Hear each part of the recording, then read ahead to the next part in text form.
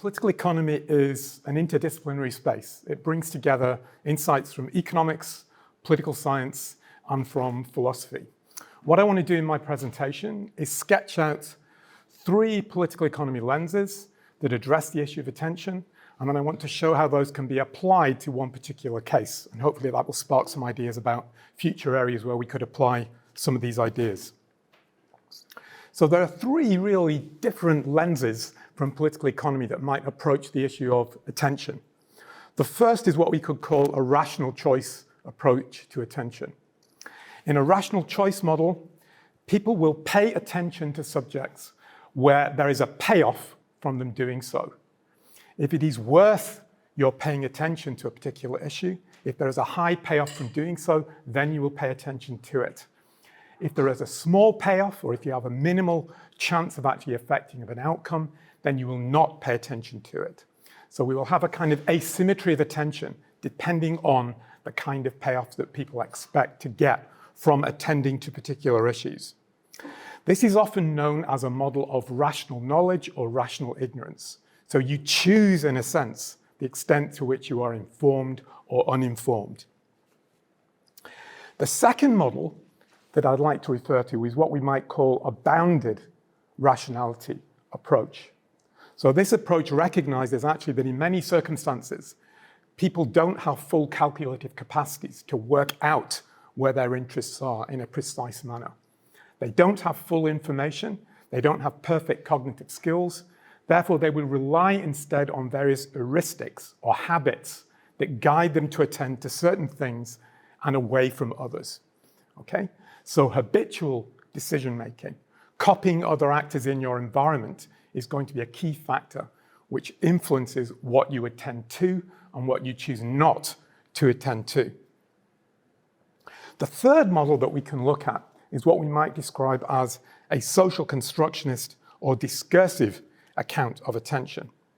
This overlaps with the bounded rationality approach in the sense that it draws attention to various taken for granted or habitualized assumptions, but it focuses in particular on the way that various discourses, the way that certain things are described in discourse, direct our attention or our gaze in certain directions and away from others.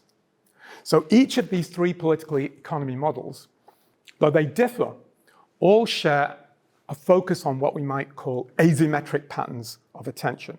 Why actors may pay attention to certain things but not to others, consequences of those asymmetries in attention. Now, what I want to do now is to apply that political economy lens using each of these perspectives to look at a particular topic. And that topic is the political economy of trade protection. So in economics, most economists, there are exceptions, but most economists believe that economic protectionism on balance is a negative. If you protect markets, on balance, this is negative for the consumers in your society. There are some specific exceptions to that case, but as a general rule, protectionism is seen to be negative. Nonetheless, protectionism is politically popular. It's popular in many countries, and at the moment, actually, there's evidence that it's growing in popularity. Now, how do we explain that popularity? Well, we might do it through an asymmetric attention approach. Let me work through the different stages of that. If we use the rational choice lens, we'd be pointing out that the payoffs to producer interests from paying attention to public policy are going to be greater than the payoffs to consumer interests, because producer interests are going to be directly affected by competitors entering their market. Because they will be paying attention to that, because their income will be disproportionately affected by that attention, their lobbying efforts are going to be greater than those of consumers who may benefit from new entrants into a particular market. This is an asymmetry of incentive to be informed about the effects of protectionism in this case. This kind of asymmetry might also be reinforced by bounded rationality properties of the protectionist dynamic. And here we might draw attention to visibility or availability biases in people's decision-making, where actors will tend to pay more attention to consequences that are immediately visible to them and not to those that are less visible. In the case of economic protectionism, producer interests are going to be confronted immediately with the possibility of an impact on their income from people entering into their market, whereas consumer interests will not perceive that visibility in the same way. It's a much more distant cost for the consumers than it is for the producers. And then finally, we might explain this asymmetry in terms of differences of the kind of gaze that people apply to certain actors that social constructionist perspectives would emphasize. And here, I would point to the significance in many media narratives of protecting jobs.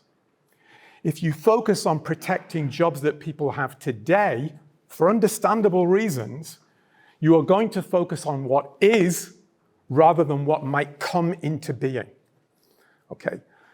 If your gaze is focused on what currently is, then the notion that there may be unthought of possibilities for the self, for production, multiple areas of social interaction, our attention will be diverted away from those.